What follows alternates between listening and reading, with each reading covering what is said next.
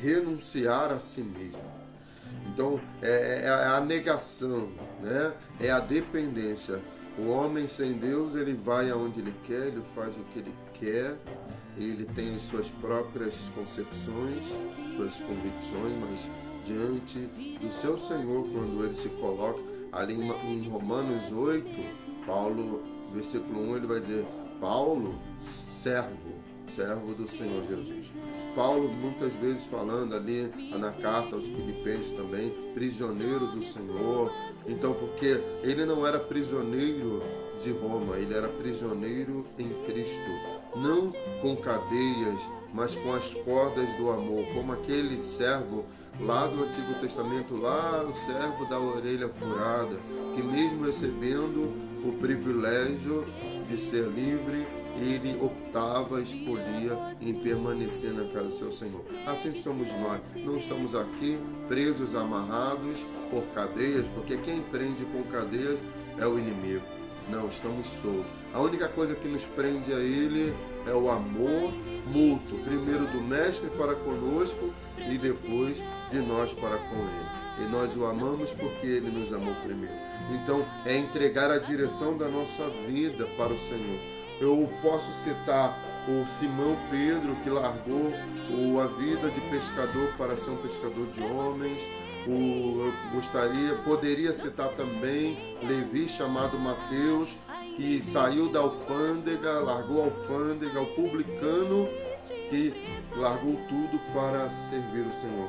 Mas há um personagem bíblico chamado Saulo de Tarso, todos nós o conhecemos, que ele aparece ali no capítulo 8 de Atos, implacável, perseguindo a igreja, e estava ali junto na morte de Estevão. Esse Paulo, que no capítulo 9, então nos 3 primeiros versículos, ele é o Senhor de si, que respirava as mortes, que buscava cartas com os sumos sacerdotes para pegar, prender e, se preciso, até matar os cristãos, para tentar minar, paralisar, destruir o caminho. Mas no caminho a Damasco, esse homem, que outrora era Saulo de Tarso, ele vai ter uma visão, Jesus vai falar com ele, e ele vai cair e vai ficar atônito, vai perder a visão, e a partir daquele momento, Saulo agora ele foi então Paulo agora ele é fisgado. Agora o Saulo, que era inimigo, e Jesus fala: Saulo, Saulo, por que me persegue? Saulo não perseguia os cristãos. Saulo estava perseguindo o verdadeiro Deus, que, embora fora crucificado, mas eu quero te dizer, o meu Deus não está morto, o nosso Deus está vivo, ele reina e ele voltará para buscar o seu povo. Então Saulo agora ele vai fazer tudo aquilo que o Senhor Jesus vai ordenar. E aí vem uma sequência, ele se levanta, versículo 7, e vai à cidade aonde Jesus mandou que ele fosse. Ele obedeceu, estava cego, dependendo de que aqueles homens que estavam com ele o levassem. Ele jejuou, versículo 9, 3 dias e 3 noites. Foi cheio do Espírito Santo, ainda não tinha sido batizado nas águas, versículo 17. Recuperou a vista no versículo 18 e foi batizado. Comeu e ficou com os discípulos no versículo 19. E começou a pregar a Cristo.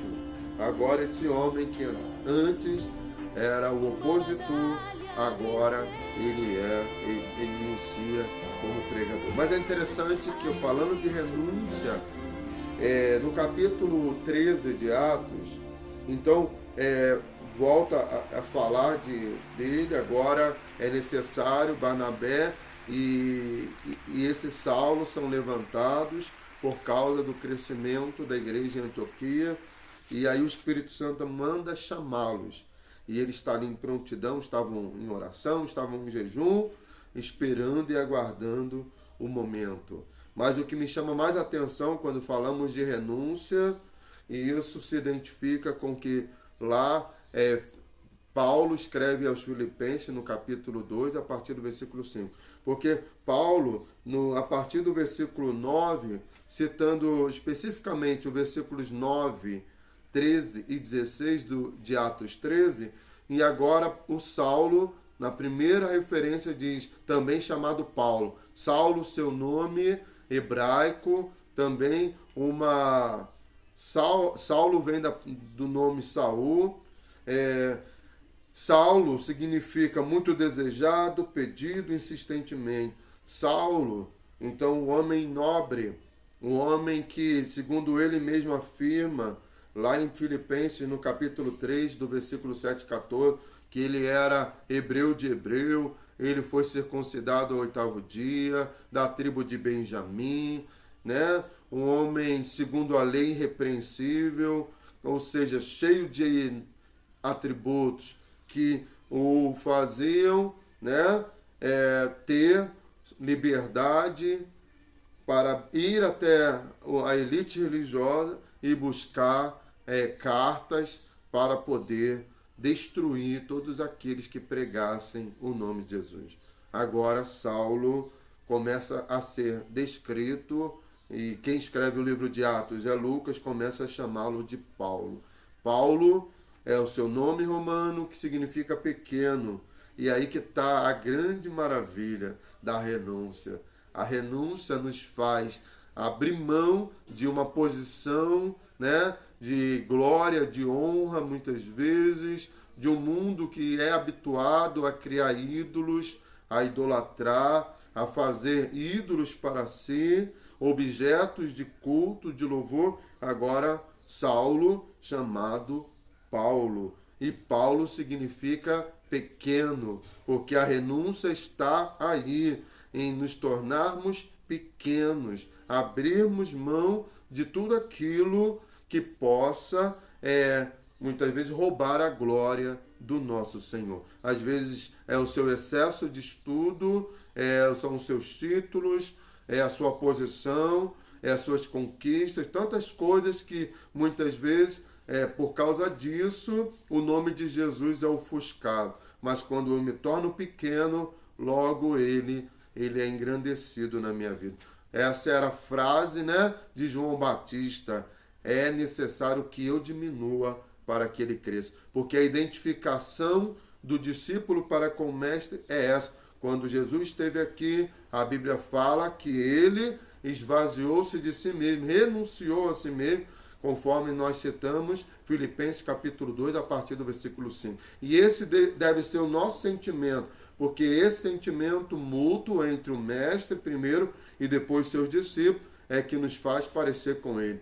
Essa é a comunicação do discípulo com o mestre. Quando há essa comunicação de entendermos o Filho viveu para glorificar o Pai e os discípulos vivem para glorificar o Mestre, glorificar o Filho. O próprio Paulo diz assim, que para mim era ganho, Filipenses 3,7, reputei-o perda por Cristo. Ou seja, tudo que para mim era vantagem, era ganho, eu reputo como nada, porque Cristo para mim, ele é central, ele é tudo, ele é o bem mais precioso, ele é a minha porção e a minha herança. Poderia, como eu já disse, citar alguns homens e até mesmo os discípulos que recebem o chamado, me segue, e eles seguiram Jesus sem titubear. E é necessário também, e além disso, a renúncia, ela deve ir até as últimas consequências. Jesus falou assim, quem perder a sua vida por amor a mim, acha-la. Do ponto de vista de renunciar à minha vida, às minhas escolhas, os meus planos pessoais, né? Ou até mesmo ir até as últimas consequências, se for necessário. Tomar a cruz, como estávamos falando ainda